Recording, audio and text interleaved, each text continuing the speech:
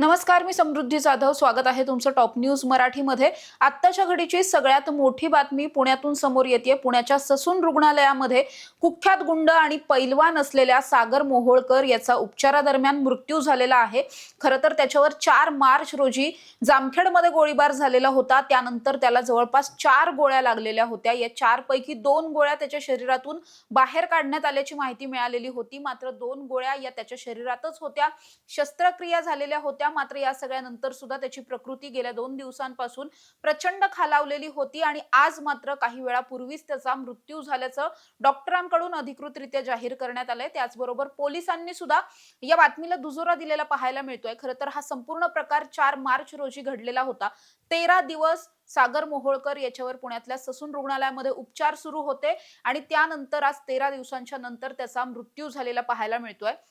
या प्रकरणात जर अगदी आपण सुरुवातीपासून पाहायला गेलो तर 4 मार्चला घडलेलं असं होतं की रात्री 7:30-8 वाजताची वेळ होती. 7:30-8 वाजता जामखेडच्या नुरानी कॉलनी नावाचा एक परिसर आहे. त्याच परिसरामध्ये हा सागर मोहोळकर एकटा त्या ठिकाणी उभा होता. त्यावेळी 1-2 दुचाक्यांवरून काही टोळके त्या ठिकाणी दाखल झाले आणि त्याच्यावरती बेछूट गोळीबार केला. गावठी कट्ट्यातून या गोळ्या झाडण्यात आलेल्या होत्या. जी माहिती स्थानिकांकडून मिळते त्या माहितीच्या नुसार जवळपास 6 ते 7 गोळ्या फायर केलेल्या होत्या. त्यापैकी तब्बल 4 गोळ्या या सागर मोहोळकरला लागलेल्या होत्या. हा जो गोळीबार होता हा केवळ घाबरवण्यासाठी किंवा किरकोळ इजा करण्यासाठी नाही तर थेटपणे हत्या करण्याच्या उद्देशाने करण्यात आलेला होता. कारण त्याच्या अगदी डोक्यावरती निशाणा लावून या गोळ्या चालवलेल्या होत्या. मात्र सुदैवाने या सगळ्या त्याच्या डोक्याला एकही गोळी लागली नव्हती. एक गोळी त्याच्या डोक्याला चाटून गेलेली होती. मात्र त्याच्या तोंडात एक गोळी लागली होती. छातीत आणि हातावरती वगैरे गोळ्या लागलेल्या होत्या. या सगळ्याच्या नंतर खरं तर जेव्हा तिथले काही व्हिडिओ बाहेर आले, व्हिडिओ समोर आले, त्या व्हिडिओमध्ये असं पाहायला मिळत होतं की गोळीबार झाल्याच्या नंतर सागर मोहोळकर हा रक्ताच्या थारोळ्यात त्या ठिकाणी पडलेला होता. 100-150 लोकांचा क्राऊड आजूबाजूला जमलेला होता आणि सागर मोहोळकर हा त्या परिस्थितीमध्ये सुद्धा त्याच्या तोंडात जी गोळी लागलेली होती ही गोळी स्वतःच्याच हातानं बाहेर काढण्याचा प्रयत्न सुद्धा त्याच्याकडून सुरू होता. या सगळ्याच्या नंतर सुद्धा जवळपास अर्ध्या तासाच्या नंतर पोलीस घटनास्थळी दाखल झाले. पोलिसांनी त्याला सगळ्यात पहिल्यांदा तिथल्या प्राथमिक उपचारासाठी तिथल्या जवळच्या रुग्णालयामध्ये दाखल केलेलं होतं. त्यानंतर जिल्हा रुग्णालयामध्ये शिफ्ट केलं गेलं. जिल्हा रुग्णालयामध्ये नेल्याच्या नंतर रात्रीतच त्याची प्रकृती इतकी जास्त खालावली की त्याला मग थेट पहाटेच पुण्यातल्या ससून रुग्णालयामध्ये दाखल केलं. ससूनमध्ये आतापर्यंत 13 दिवस त्याच्यावरती उपचार झाले. मात्र या सगळ्या उपचारांना तो फारसा प्रतिसाद देत नव्हता. कारण 1-2 नाही तर तब्बल 4 गोळ्या लागलेल्या होत्या. ज्यातली एक गोळी तर थेट चेहऱ्यावर लागलेली होती, तोंडात गोळी घुसलेली होती. त्यामुळे या सगळ्या प्रयत्नांमध्ये डॉक्टरांनी खरं तर खूप प्रयत्न केले त्याला वाचवण्यासाठी. मात्र आतापर्यंत जे काही डॉक्टरांनी प्रयत्न केले हे सगळे प्रयत्न आता अपयशी झालेत असं म्हणावं लागेल. कारण या सगळ्यामध्ये आता सागर मोहोळकरचा मृत्यू झालाय.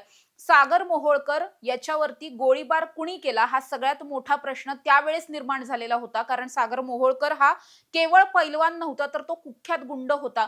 कर्जत जामखेडच्या भागामध्ये अहिल्यानगरमध्ये तो गुंड म्हणून प्रचलित होता, कुख्यात गुंड होता आणि खरं तर त्याची त्या परिसरामध्ये प्रचंड दहशत होती. त्यामुळे अशा पद्धतीनं सागर मोहोळकर वरती बेछूट गोळीबार कोण करू शकतं हा सगळ्यात महत्त्वाचा प्रश्न होता. याच प्रश्नाचं उत्तर शोधण्यासाठी स्थानिक पोलीस असतील, गुन्हे शाखा असेल अहिल्यानगर पोलिसांची, त्यांच्याकडून वेगवेगळी पथकं रवाना करण्यात आलेली होती. या पथकांच्या माध्यमातून तिथले काही सीसीटीव्ही फुटेजेस असतील किंवा गाड्यांच्या माध्यमातून तपासणी असेल, या सगळ्या पद्धतीनं आरोपींचा शोध घेतला जात होता, तपास घेतला जात होता. त्यानंतर मात्र जामखेडच्याच एका तरुणाला या प्रकरणामधला मुख्य आरोपी म्हणून पोलिसांनी अगदी 4-5 दिवसांपूर्वीच ताब्यात घेतलेलं होतं. अभिमन्यू पोते असं या तरुणाचं नाव आहे. त्याच्याकडून एक गावठी पिस्तूल सुद्धा ताब्यात घेतलं गेलं. जिवंत काडतूस एक त्याच्याकडे मिळालं आणि त्याचबरोबर गुन्ह्यात वापरलेली दुचाकी सुद्धा मिळालेली होती. हे सगळं झाल्याच्या नंतर जेव्हा त्याची चौकशी करण्यात आली, त्यानं या चौकशीमध्ये सांगितलं की आपण आपल्या आणखी 3 साथीदारांबरोबर मिळून सागर मोहोळकर याच्यावरती हा गोळीबार केलेला होता. या गुन्ह्याची कबुली सुद्धा त्यानं पोलिसांसमोर दिली असं सांगितलं जात आहे. अर्थात आता या प्रकरणामध्ये आणखी 3 आरोपी आहेत. यातला आणखी 3 आरोपी कोण कोण आहेत तर पहिला आहे चार्ली उर्फ माऊली साठे नावाचा आरोपी आहे. दुसरा रोहित आखाडे नावाचा आरोपी आहे आणि तिसरा आरोपी चिन्या नावाचा आरोपी आहे. याचं पूर्ण नाव आतापर्यंत माहित नाहीये. हे 3ही आरोपी पुण्यातल्या कोथरूड परिसरामध्ये असल्याची माहिती एक जो आरोपी अटकेत आहे त्या अभिमन्यू पोते यांनी दिलेली आहे. त्यामुळेच या प्रकरणाचा थेट संबंध हा निलेश घायवळशी लावला जातोय. कारण आपल्या सगळ्यांना माहिती आहे सागर मोहोळकर हा मुळात चर्चेतच आला होता. त्याचं कारण होतं कुख्यात गुंड निलेश घायवळ. निलेश घायवळ हा पुण्यामधला कुख्यात गुंड आहे आणि तो जेव्हा 1-1.5 वर्षांपूर्वीची ही घटना आहे. 1-1.5 वर्षांपूर्वी तो धाराशिव मधल्या भूममध्ये गेलेला होता. तिथे एक कुस्त्यांचा फड लागलेला होता, स्पर्धा होती. याच ठिकाणी काही पैलवानांशी हातमिळवणी करण्यासाठी, त्यांना भेटण्यासाठी निलेश घायवळ हा मोठ्या घोळक्यासोबत त्या ठिकाणी फिरत होता. कुस्तीच्या मैदानामध्ये फिरत होता. त्याच वेळी सागर मोहोळकर हा अचानक या सगळ्या गराड्यातून बाहेर आला, समोर आला आणि त्यांनी थेट निलेश घायवळच्या कानशिलात लगावली. त्यानंतर पुण्यातला इतका मोठा गुंड असलेल्या निलेश घायवळच्या कानशिलात मारणारा हा कोण? असं म्हणून त्याची सर्वाधिक चर्चा झाली. या आधी सुद्धा तो चर्चेत आलेला होता. त्याच्या मागे सुद्धा आणखी जास्त कारणं होती. मुळात हा सागर मोहोळकर मूळचा पैलवान होता. पैलवान जरी असला तरी सुद्धा नंतरच्या काळात तो गुन्हेगारी क्षेत्राकडे वळाला आणि गुन्हेगार म्हणूनच तो प्रचलित झाला. कारण त्याच्यावरती मारहाण, खुनाचा प्रयत्न, गंभीर दुखापत करणं अशा पद्धतीचे अनेक गुन्हे त्याच्यावरती दाखल होते. एका गुन्ह्यामध्ये जेव्हा तो तुरुंगात गेलेला होता त्यावेळी त्यानं त्याच्या सोबत असलेल्या एका कैद्याचाच खून केलेला होता. त्यामुळे त्या प्रकरणामध्ये सुद्धा तो तितकाच चर्चेत आलेला होता. तेव्हा सुद्धा त्याची चर्चा राज्यभर झालेली होती. मात्र ते प्रकरण जसं-जसं मागे पडत गेलं तसतसं सागर मोहोळकरला महाराष्ट्र विसरलेला होता. मात्र निलेश घायवळला कानशिलात मारल्याच्या नंतर पुन्हा एकदा सागर मोहोळकरची चर्चा सुरू झाली. त्यानंतर आणखी एका 307च्या म्हणजेच खुनाच्या प्रयत्नाच्या गुन्ह्यामध्ये त्याला पुन्हा एकदा अटक झालेली होती. तो तुरुंगात होता. नाशिक मध्यवर्ती कार्यालयामध्ये तो गेल्या सव्वा एक महिन्याच्या आधीपर्यंत तो तिथे होता. मात्र 1-1.5 महिन्यांपूर्वीच खरं तर त्याला जामीन मिळाला.